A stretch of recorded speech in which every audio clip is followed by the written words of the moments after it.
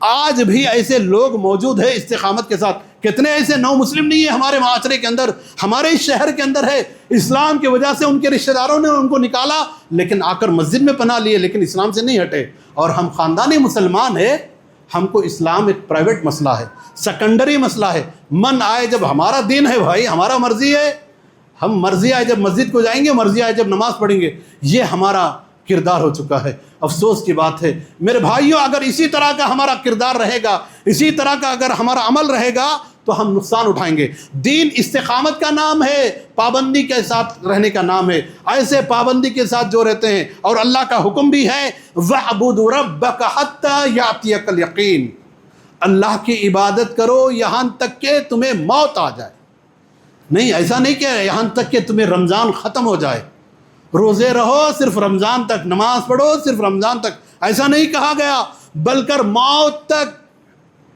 کبھی بھی آ سکتی موت, پابندی رہنا ہے. آج افسوس کی بات ہے, ہم جانتے ہیں باوجود کہ جمعہ کی فضیلت اذان سے پہلے آنے والوں کی, اس کے باوجود سنتے سنتے کان سند ہو گئے, لیکن ہمارے عمل کے اندر کوئی تبدیلی نہیں. نماز کی بڑی فضیلت ہے, سنتے سنتے ہیں, اس کے باوجود ہمارے عمل کے اندر کوئی تبدیلی نہیں. ہم سنتے ہیں بہت سارے نیکیوں میں آگے بڑھنے کی کیا سبقت ہے, آگے بڑھنے کی کیا فضیلت ہے نیکیوں میں, اس کے باوجود ہم گناہوں کی طرف جاتے ہیں. یہ انجام بہت نقصان ہوتا, یہ حرکتیں ہمیں آخرت میں نقصان پہنچاتے, دنیا کے اندر بھی اللہ کی رحمت سے دور کر دیتی, اللہ کی لعنت کو قریب کر دینے والی چیزیں ہوتی. اس طرح میرے بھائیوں ہمارے اندر سدھار آنا ہے. رمضان جو گزر گیا اسی لیے آ کر چلا گیا تاکہ رمضان کے بعد ہم استقامت کے ساتھ رہے, تاکہ رمضان کے بعد ہم ڈٹے رہے. وہ لوگ اللہ کو زیادہ محبوب ہے, عمل توڑا کرے لیکن پابندی کے ساتھ کرے.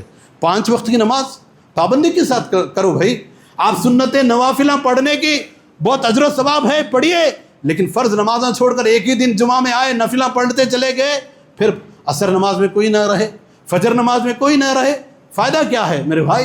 یہ بات کو یاد رکھیے. قرآن کی تلاوت ہماری زندگی کا معمول ہونا چاہیے. وہ معزز تھے زمانے میں حامل قرآن ہو کر, اور ہم خوار ہوئے زمانے میں تاریخ قرآن ہو کر. اقبال نے اس زمانے میں کہا 100 سال پہلے, آج ہم رسوا ہے قرآن کو چھوڑ کر.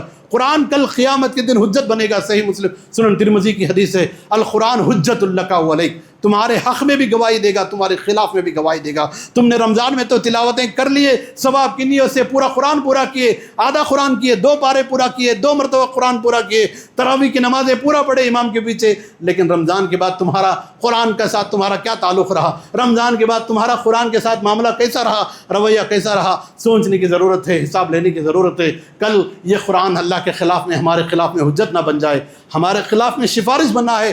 رسول اللہ صلی اللہ علیہ وسلم فرماتے ہیں کل قیامت کے دن روزہ اور قرآن سفارش بنے گا. وہ کب سفارش بنے گا؟ اس کا حق ادا کریں گے تو سفارش بنے گا, ورنہ ہمارے خلاف حجت بنے گا, ہمارے خلاف گواہی دے گا.